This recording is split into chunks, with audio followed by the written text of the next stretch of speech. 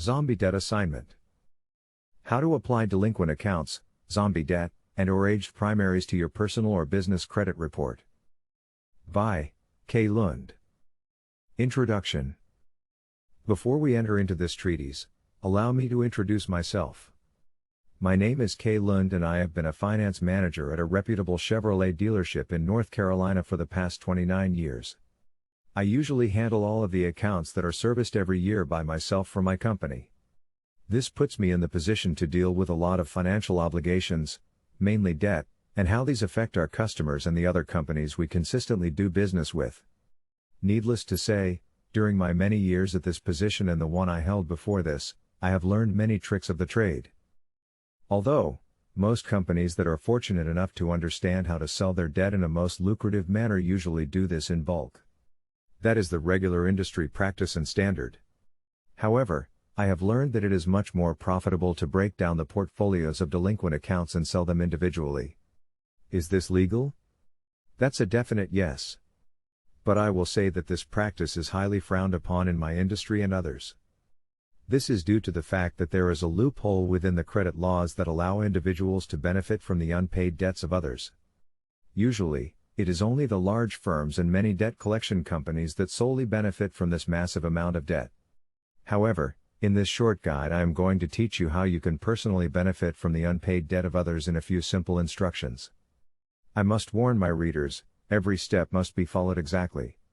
With this method we are dealing with contract law and contract law is always right and exact. With that being said, let us now move on to the process. Key 1. Let me begin by saying that this process is a unicorn to the average everyday individual. I've heard many different credit gurus claim to explain the process with little to no results. They have some of the process correct, but in most cases they are often lacking vital information. For instance, they are quick to tell others that they need an assignment of debt contract to transfer the debt. This is absolutely true, but it is not the whole truth by a long shot.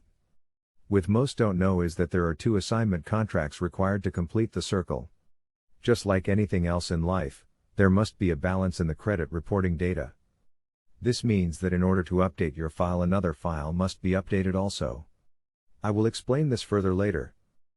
The very first step is to purchase the debt you want to eventually add to your personal or business credit file.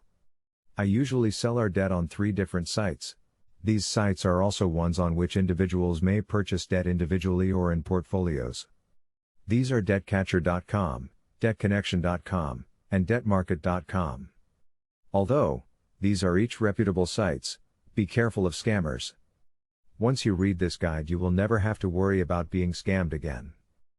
The purchase of the debt is usually handled using an assignment of debt contract. This is the first of 2 assignment contracts that must be completed. The assignment of debt contract reassigns the debt from the original creditor to the new creditor. This first assignment does not transfer the actual debt obligation, only the right to collect on a specific debt. At this point, the original debt is still owed and outstanding. At this point, it is best to use a business to purchase your debt. If you don't have one, create one. It does not matter what type of business it is, though it looks a lot better when it is a business that deals with a lot of accounts receivable.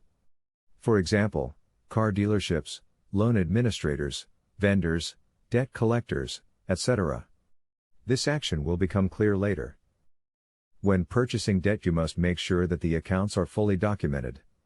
You cannot assign debt properly without all of the necessary documentation.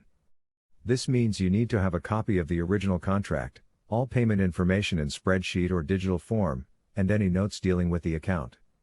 If the debt does not include these, do not buy it. After the debt has been purchased, and the first assignment contract between creditors is completed, now you are ready to move on to the next step. Key 2. Now that your company legally owns the debt, or more specifically the right to collect on the debt, it is time for the second transference. At this time, if you were considering collecting on the debt, you would send the original debtor a notice of assignment letting them know where to send future payments.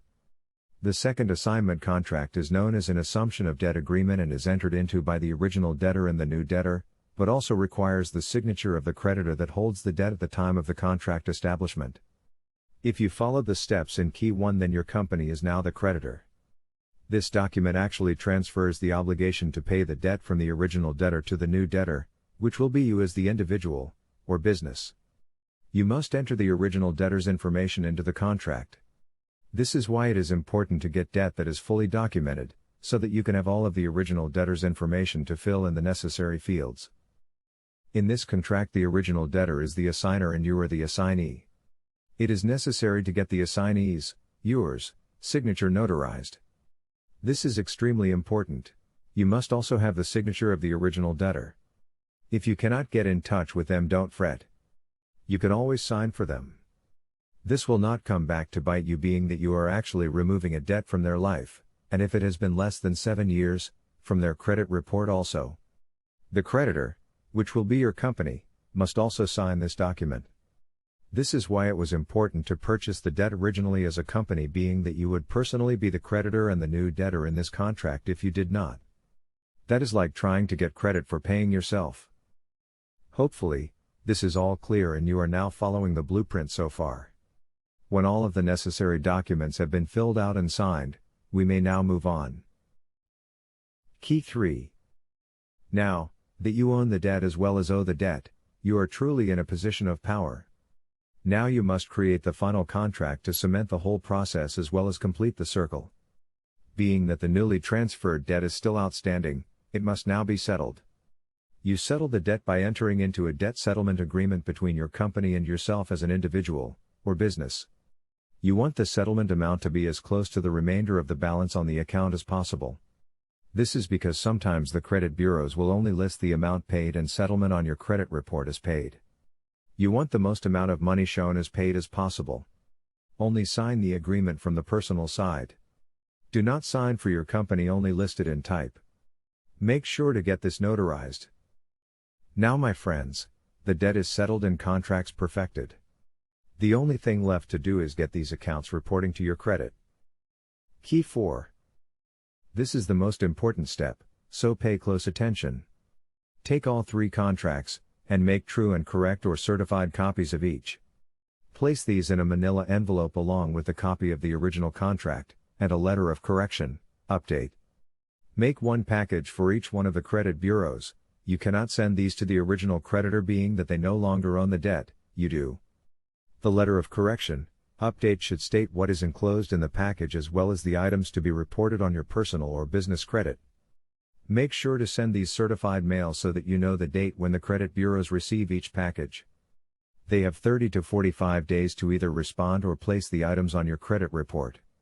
If they return your documents, they must give you reasons why they have not been accepted. Usually this is just clerical errors. After sending the necessary documents, all you have to do now is wait. Hopefully, in 30 days or less you will have an aged primary situated on your credit report. Congratulations!